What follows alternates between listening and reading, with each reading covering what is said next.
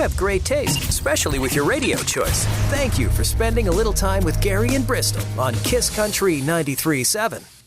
Kiss Country 93.7, it's the best of Gary and Bristol. Jobs that men have traditionally that would kind of be different if you saw a woman doing it. And we're not saying that a woman couldn't do these jobs. We're just saying it might make you have a double take. Exactly.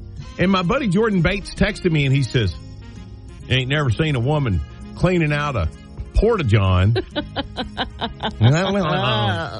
That's something you'll never see Gary McCoy do unless, you know, for some unfortunate Do I get reason. to stand really far back and use a pressure washer? If I have lost a bet, that'll be the only way it happens. But what are some of the other jobs that you never really see a woman do? How about high school football coach?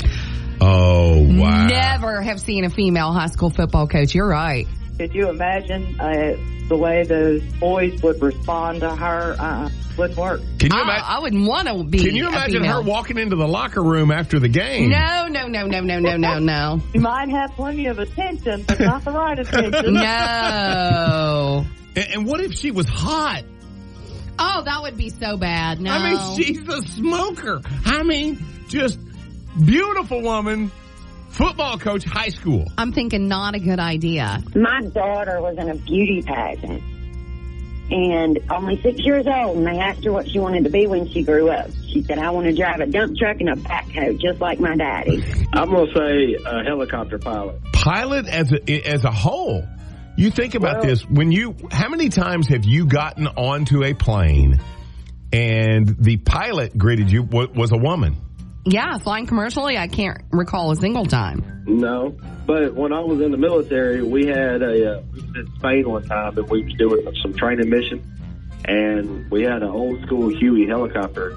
We'd get in it, and it'd take us for about a 2-minute ride, and it did some really crazy stuff. Mm-hmm. I mean, like straight up climbs and all kind of stuff. And at the end of the training mission, we all sat on top of the roof, and the helicopter hovered directly behind us. The skid plate was right behind our heads. Mm-hmm. And come to find out, it was a female Marine pilot the entire time. Wow. Oh, that's cool. Don't you know those big old bad Marines were like, that's a girl. I know, right? Kiss Country 93.7, it's the best of Gary and Bristol. Women, are a huge part of the workforce. Oh, yeah. Didn't you have a job one time? Didn't you do a job one time that was kind of like a man's job? Oh, I tarred roofs.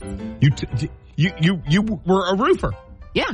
Was it like hot tar? I mean, yeah. A hot mix? Yeah. You got up there in your rubber boots and you're brushing it on? Yeah. I tarred roofs. The Bristol. Was up on somebody's roof. It's 197 degrees in the shade. You're pouring molten tar onto the top of this roof. You've got a broom that's 6-8 feet long, and you're brushing it in. Yep. You did that. I did. Was it one day? Was it a week? No, I actually went back, believe it or not. Yeah, it was so just a couple of days. Yeah. But you did that. Guy came into the restaurant I was working in college and said, yeah, I could use some help. And I'm like, well, I could use some cash. Let's go. So you did it. I did. That's so impressive to me. I also built garage doors. Really? Mm-hmm. At a big manufacturing place? I did. So was it like a line? I mean, you put part A on part B? Well, when I started out, it's a company called Clopay. They had me putting the windows in the doors. Yeah. I broke too much glass. I was a liability there. So finally, by the end of it all, I was the one that got to count out all the different hardware, like the nuts and bolts that would go into the packages to go with the garage door. So you've counted nuts in your life. I have. Look at that. I bet you were good at it. And bolts. Yeah. What are some of those other jobs that men traditionally have that really you just don't see women doing? Throwing tongs on a drilling rig. Dude, let me tell you what. Working the floor. Most of the jobs there on the platform at a drilling rig would kind of be different with a woman. Yeah. I've seen them in the office and in the company man and all that cat, but never on the drilling rig floor. Good morning, Kiss Country. Can you name one of those jobs like that? I'd have to say a mechanic. You know, you're right. I don't know that I've ever had a woman work on any of my vehicles. Well, I mean, it's not to mean that she couldn't. I mean, we've all seen Gone in 60 Seconds, that is, with Angelina Jolie. Yeah. I mean, she'd fix your car, and then she'd fix you a ham sandwich. because it's a movie, and everything's believable in a movie. Yeah. Thank you, brother. Well, at first I was thinking wildlife and fisheries agent. You don't see too many of those that are female. I've never seen a female. I've never seen. Now, I have seen ladies that work for wildlife and fisheries, but never as an agent. Yeah, man, but that was until I had to hear that Charmin commercial y'all just played. Now I'm thinking plumber. I don't. Women went got licensed to be plumbers, and they were hot. Man, they stay in business. Imagine looking at that crack all the time. Making life better, one morning at a time. It's Gary and Bristol on Kiss Country 93.7. Kiss Country 93.7. It's the best of Gary and Bristol. And your broke food. That food you ate when you just had nothing. One of the things that they mentioned online, people were listing their favorites. One of the things they mentioned was these condiment sandwiches, where it's like just ketchup on white bread or, mustard. That's it. That's all you got. But now, and still to this day, just butter and sugar on a piece of white bread. But did you ever make that sugar toast where you put it in, you mix the sugar up with a little bit of cinnamon? Yes, cinnamon. We call it cinnamon toast. Yes. Oh. What about you? Your favorite broke food? When those days you just didn't have nothing, and maybe to this day, because you enjoyed it so much then, you're still eating it even though you might have a little extra change in your pocket. I'm going to call it it's called a SOS. My daddy made that. Yeah. Okay, do y'all use bread or crackers? Bread. Okay. Toasted bread. Yeah. It was like a creamy tuna. Yeah. Oh, y'all did tuna. Oh, yeah, we didn't do tuna. We did sausage. Yeah. Oh, that sounds crumbled up sausage. Mm-hmm. Yeah. And then, does anybody remember chicken a la king? I've never heard of that one. Oh my gosh, that was that's another one I did not want to have again. So when Gary, when you mentioned the butter sugar bread, yeah. Oh my God, that's so good. Still one of my favorites. Mine too. Yeah. I love that. Yeah. Okay, well, I'll invite you over to the house for lunch one day. All right. We can do SOS and butter sugar toast.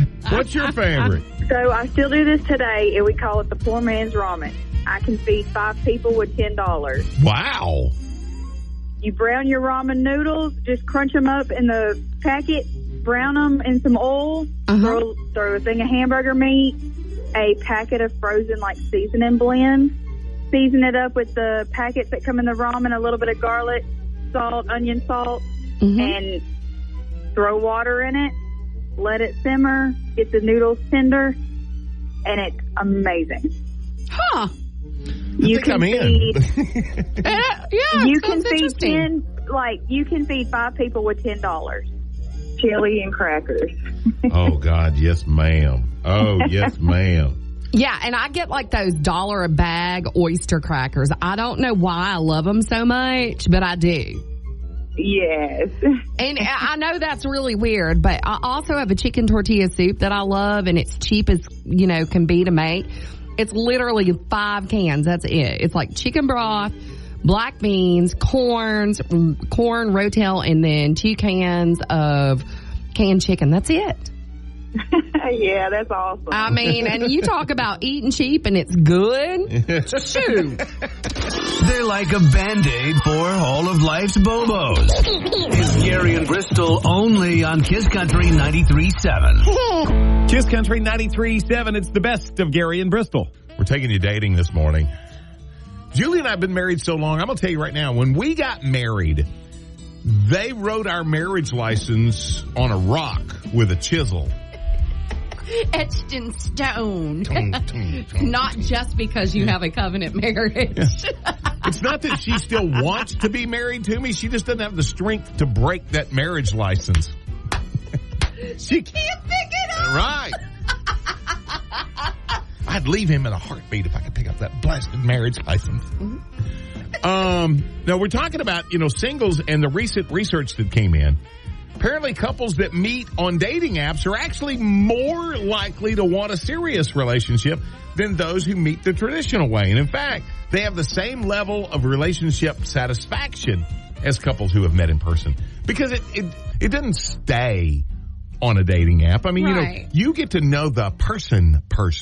What would hope. I mean, before, or the person that they present to you. Or the representative, whatever. Yeah, because I've always said, but the representative exists in real life too, though. And you just support my argument. A man marries a woman hoping she will never change.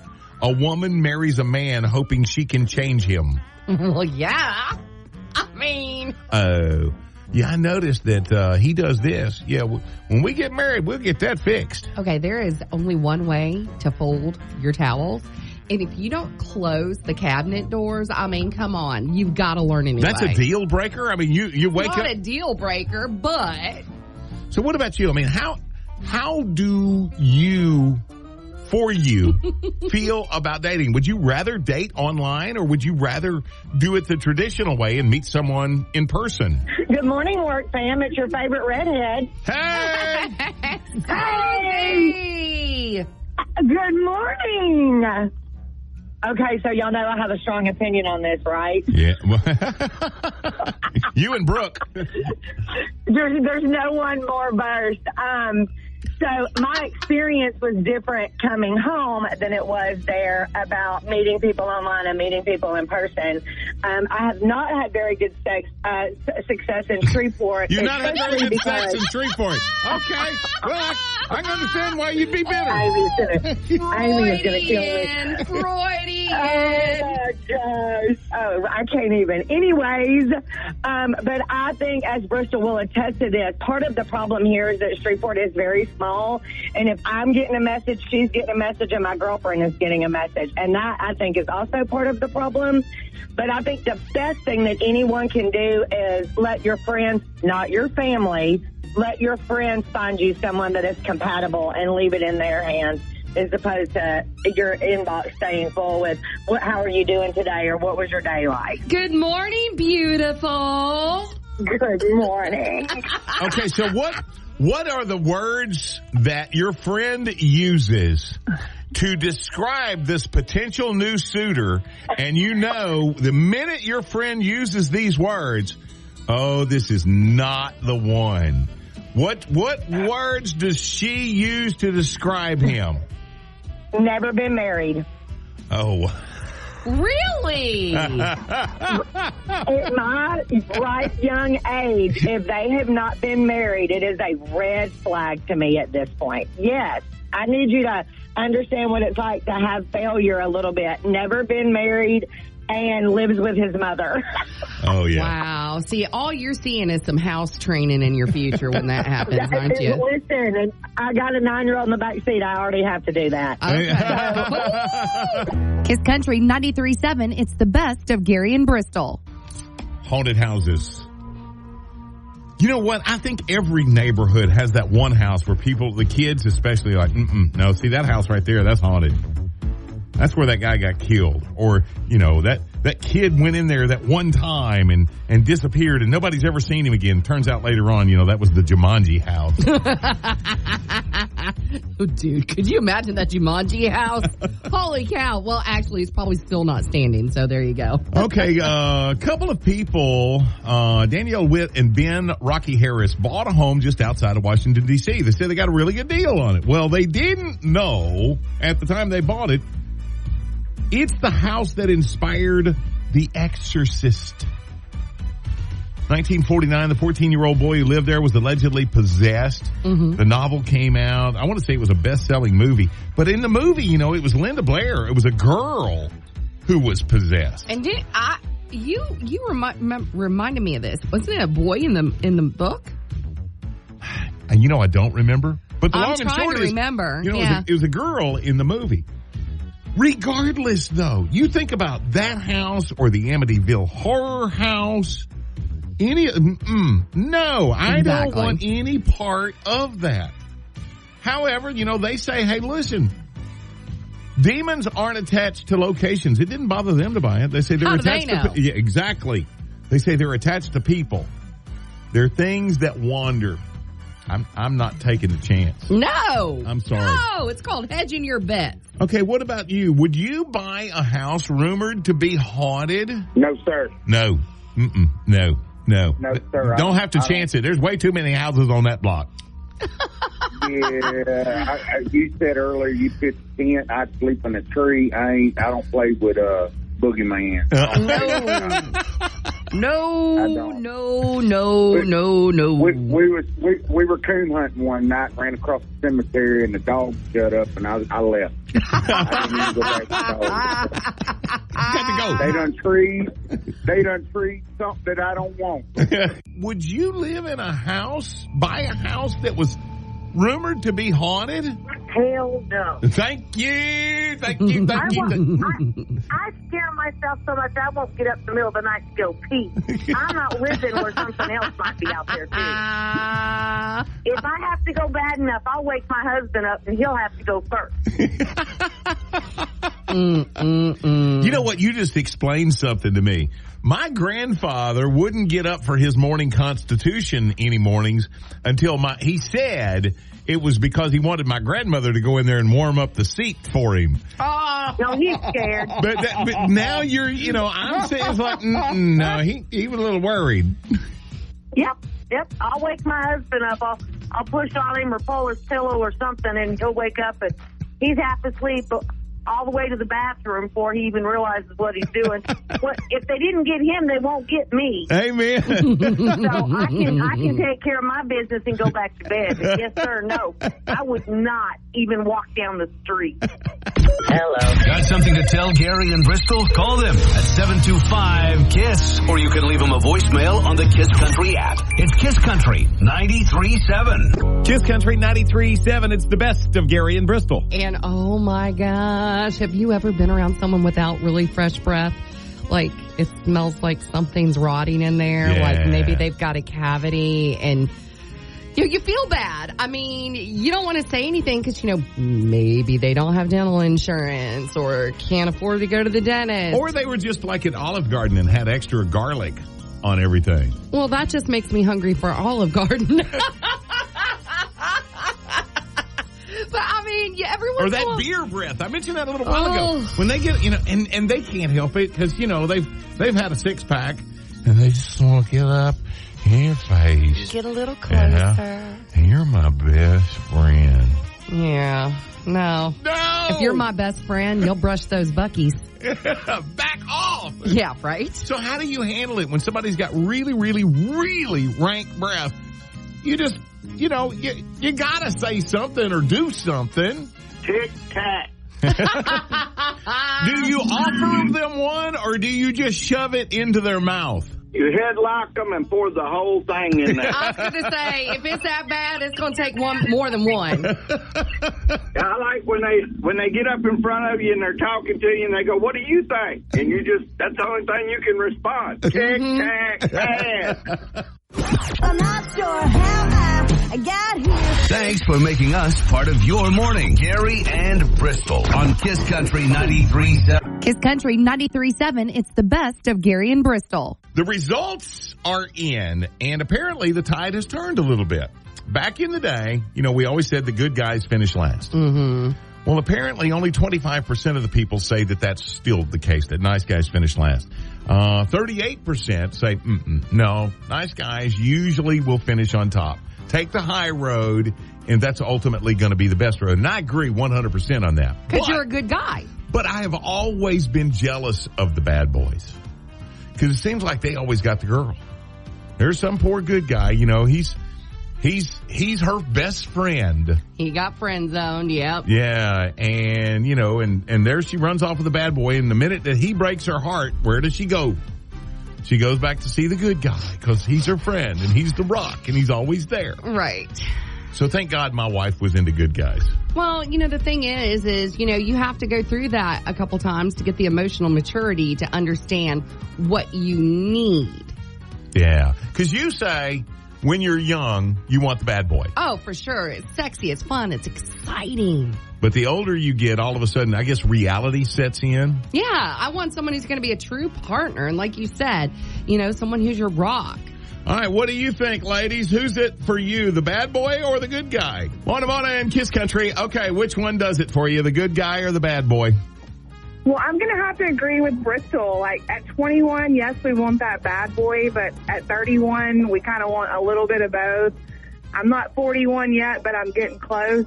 And I like to think that my guy is a little bit of both, and so I consider myself lucky. But I have to completely agree with Bristol. Now that I'm older, the good guy. Yep. So what is older? What ballpark age are you? I'm in my 60s. Okay. Now, when you were in your 20s, that bad boy was the one, huh? If I walked in a room and there were 100 men and 99 of them were good and one was an a-hole, that's the one I picked. That's right. Well, I think I have to agree with Bristol. When I was a little bit younger, it was that bad boy. But now that I'm in my 30s, it's definitely that good guy. You want the guy that, you can build a life with. Mm-hmm. I think you trade lust for trust. Oh, wow. Oh, yes. That's awesome. Kiss Country 93.7. It's the best of Gary and Bristol. It only took you once to know you were never going to do that again. Has it happened to you? In the dating world, or, maybe with your horses? Was there a lesson that you learned when you were just a young rider? It was like, no, we don't do that. What about climbing on a horse you don't know? I don't know. I mean, I'm at the age now where I'll be like, you go ahead. You know what I mean? I'm nobody's crash test dummy. You know what I'm saying? What about you? Is there anything that it only took you once to know, that will never happen again? Might have been, like you said yesterday, eating the habanero peppers or the ghost pepper sauce. No. We had a rodeo coming to town, and we had a young bull rider in here, and we let him take a toothpick of some ghost pepper sauce. Remember that? And put it in his mouth, and he was like, no.